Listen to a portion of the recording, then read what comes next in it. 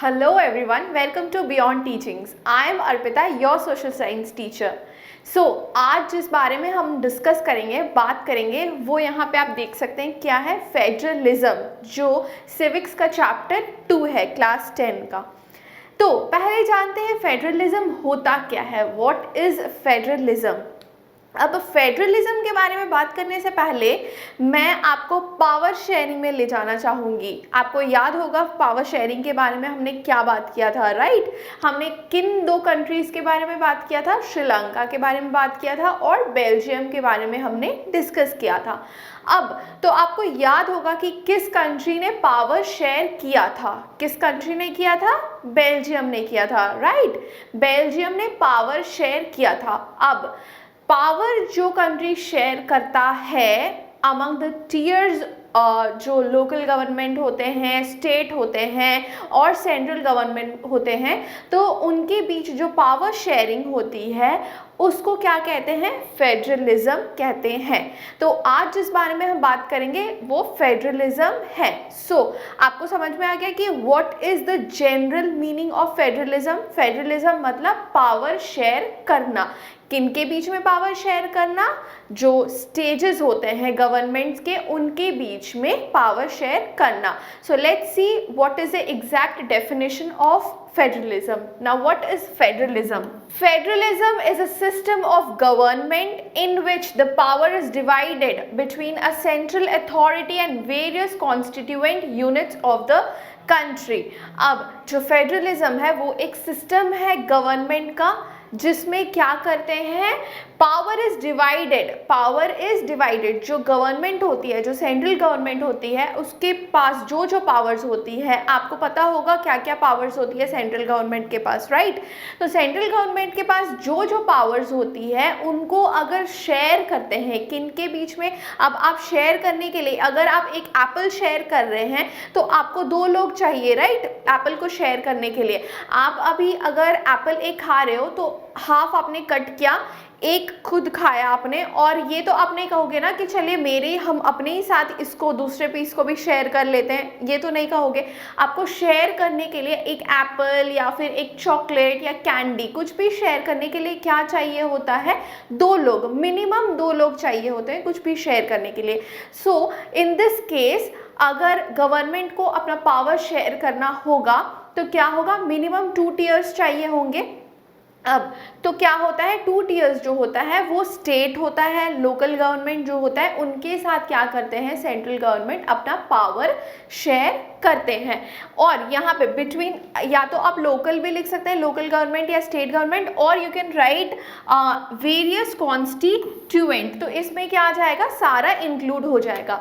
तो जो central government है, the power is divided between a central authority. जो सेंट्रल अथॉरिटी मतलब जो अथॉराइज करता है, जो सेंट्रल होता है वो, और various constituent units of the country.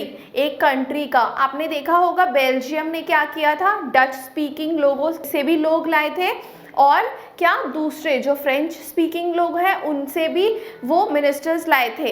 तो ये क्या हो गया कि दोनों के बीच जो पावर है उनको उन्होंने डिवाइड कर दिया ताकि दोनों के बीच में क्या हो, प्रॉब्लम्स ना क्रिएट हो। तो फेडरलिज्म इसीलिए किया जाता है, पावर शेयर इसीलिए किया जाता है ताकि जो कंट्री है वो अच्छे से फ्लो में चले, उनका जो, उनके बीच में कोई इश्यूज ना हो, लोगों के बीच में कोई इश्यूज ना हो, वॉर ना हो, ठीक है। तो इसीलिए क्या है, फेडरलिज्म किया जाता है, पावर शेयर किया जाता है। नाउ अब फेडरलिज्म के जस्ट ऑपोजिट अब एक चीज़ है, ठीक है। अब आप एक है जो आप अपने एप्पल को शेयर करना चाहेंगे किसी के साथ, ठीक है, और दूसरा ही आपके ऑपोजिट भी तो होता है ना, या फिर आपके कोई भाई बहन हो तो वो बोलते हैं कि मैं अपना कोई भी चीज़ शेयर नहीं करती हूँ या करता हूँ, राइट, ऐसे भी लोग होते हैं। तो सेम होता है, अगर फेडरलिज्म में पावर शेयर होता है तो इसी से ऑपोजिट एक सिस्टम होता है जिसमें पावर शेयरिंग नहीं होती है। तो आइए हम लोग देखते हैं डिफरेंसेस क्या है दोनों के बीच में। So the other system is क्या है, हमने फेडरल गवर्नमेंट के बारे में पढ़ा। फेडरल गवर्नमेंट में हम एक बार देख लेते हैं क्या होता है। 2 levels of government, right, because उनका क्या होता है, पावर शेयर होता है from central and state, central और स्टेट में पावर को शेयर किया जाता है, तो मिनिमम 2 लेवल्स तो ज़रूरी होगा, ठीक है। तो फेडरल गवर्नमेंट में क्या होता है, 2 levels of government. Now the central government can not order the state government. अब जो फेडरल में होता है वो अलग अलग पावर्स होते हैं, ठीक है। अगर सेंट्रल गवर्नमेंट का कुछ पावर्स होता है और स्टेट गवर्नमेंट के अलग पावर्स होते हैं। अब सेंट्रल गवर्नमेंट उनमें स्टेट गवर्नमेंट के पावर्स में दखल अंदाजी नहीं दे सकते हैं, इंटरफेरेंस नहीं दिखा सकते हैं, ठीक है। तो क्या है, the central government can not order the state government. State government अपने हिसाब से अपने लोगों को चला सकते हैं उनके बेनिफिट्स के लिए, ठीक है। Different types of laws and rules. अब ये जो है अलग अलग रूल्स किसके लिए है, सेंट्रल गवर्नमेंट के लिए अलग रूल्स बना सकते हैं एंड स्टेट गवर्नमेंट अपने लोगों के लिए अलग रूल्स बना सकते हैं, ठीक है। सेंट्रल चाहे तो कुछ एरियाज में जो उनके अंडर में है वो क्या कर सकते हैं, रात 10 बजे के बाद सारे दुकान होटल्स वगैरह बंद करवा सकते हैं। लेकिन अगर कुछ स्टेट में अगर उनको चाहिए, अगर उनको लगता है कि मेरे स्टेट के लोग बहुत अच्छे हैं और हम ये क्यों करेंगे उनके साथ, तो वो क्या कर सकते हैं, वो ये लॉ उन पे नहीं डाल सकते हैं, ठीक है। तो different types of laws and rules. अब फेडरल गवर्नमेंट क्योंकि वो पावर शेयर करते हैं, तो आपको पता होगा बेल्जियम और श्रीलंका के बीच में कौन पावर शेयर किया था, बेल्जियम ने पावर शेयर किया था।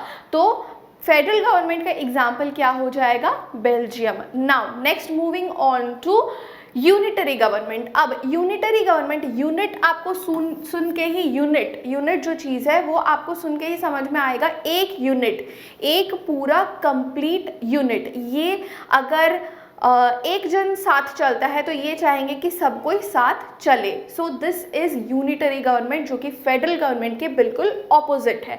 Now what is unitary government, only one level of government, एक ही लेवल ऑफ गवर्नमेंट है जो कि सेंट्रल है, जो कि सारे चीज़ों को देखता है, उनके सारे चीज़ों को संभालता है। So this is unitary government, जहाँ पे एक ही रूल्स रेगुलेशंस सारा कुछ एक ही जगह से बनता है, दैट इज central.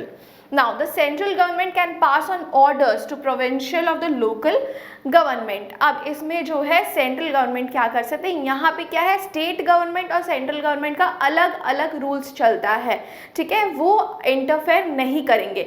लेकिन यूनिटरी में इंटरफेयर कर सकते हैं। और यूनिटरी में इंटरफेयर कैसे कर सकते हैं, क्योंकि जो सेंट्रल गवर्नमेंट है ना, वो क्या करेंगे, दूसरे गवर्नमेंट्स को, स्टेट गवर्नमेंट्स को अपना ऑर्डर्स जो है वो पास करेंगे स्टेट गवर्नमेंट्स को।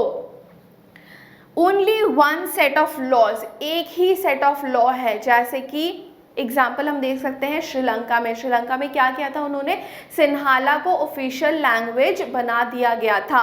और क्या किया था, सिन्हाला स्पीकर्स जो है उनको मेजॉरिटी उनके लोग थे, तो उनका यूनिवर्सिटीज़ में, ऑफिस में, जॉब्स में क्या होता था, प्रेफरेंस मिलता था।